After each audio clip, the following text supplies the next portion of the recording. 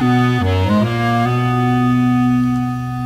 load 16 tons, what do you get?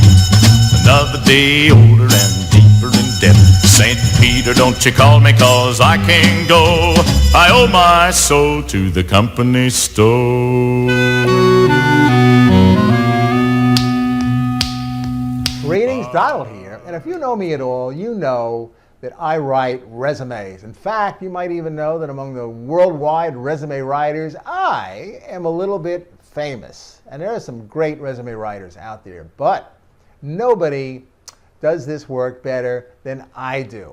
And having said that, nobody knows what I do. People ask me, what do you do? I tell them, I write resumes, profiles, Really?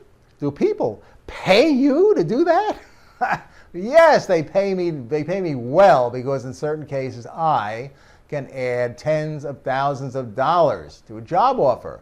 Can't do it for everybody. Maybe I could do it for you if you have had good successes with your past employers, if you've done some really important things for your past employer. But if you're the type of person who doesn't like to talk about it, that's where I come in. You know, many successful people on the job don't like to talk about themselves or their successes. In some cases, they feel they'll be perceived as braggarts, or maybe they've just forgotten what they've done, or they just minimize it. People tell me all the time, anybody could do what I've done there. Well, I'm the judge of that. I've done this 1,800 times. And if I tell you, wow, that is really significant, it's significant. And I can get inside your head, and I can pull that goal right out of your head. I'll package it in a way that makes you look irresistible to potential employers. Instead of walking in there like a schlep, you come in there like Superman or Superwoman, and you get a very different kind of an offer. That's what I do. That's why people pay me to write their resumes. And in a second, I'll show you examples of what I do. I'll even show you exactly how I do it. And you're going to be tempted to say, that's the secret, Plain language. Well, I can do that. Well, you can go ahead and try. I'll tell you something. I make it look easy, but it's not. Okay, so here's example number one, $1 million resume before and after. And by the way, these stories are true, but I've changed all the identities. So example number one, here's a cybersecurity expert. He started working in a new job at a global bank. After a few weeks on the job, the cyber thieves in Europe invaded the bank with a new type of cyber attack. The bank jumped into emergency panic mode. They called in all the in-house staff as well as a team of consultants from the world's top cybersecurity company. The consultants knew what to do, but implementing their plan would create a mess. And cleaning up the mess might cost over $30 million to clean up. Instead of that, my client proposed a solution that could fix the problem without spending any money. He had already fixed this problem for his previous employer. Can you imagine that great contribution? Saving the bank $30 million within his first month? A few years later, he got restless and wanted to change jobs. He told me that dramatic story about the $30 million, but I could not find it on his resume. Where's the $30 million success story, I asked. He pointed me to this little paragraph you see here on his resume. It's gibberish. 5 little bullet points that barely make any sense in English. On his new resume, we told his real story without getting into trouble, or violating any confidentiality. And that new resume catapulted him into the stratosphere. Bigger job and a 30% increase.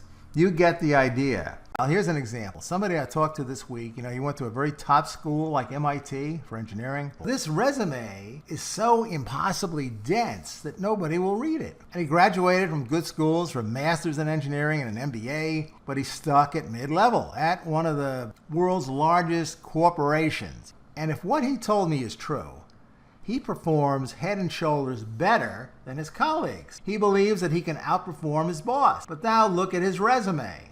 What does this show you? He's lost in the weeds of project details, and he can't show that he accomplished anything big for the company. Here's his summary paragraph for his current job. Very unimpressive. But as I asked him questions, it became clear to me that he had accomplished some big C-level things. But those accomplishments are locked up inside his head, and you won't find them on the resume. For example, he took charge of a strategically important project to outsource a big piece of IT, the first outsourcing project of its kind at this scale in the company's history, critical to the company's long-term survival, and 2 prior attempts had failed miserably. But he actually succeeded. Bang! Not only that, he devised a methodology so that other parts of the company could follow his lead. Bang!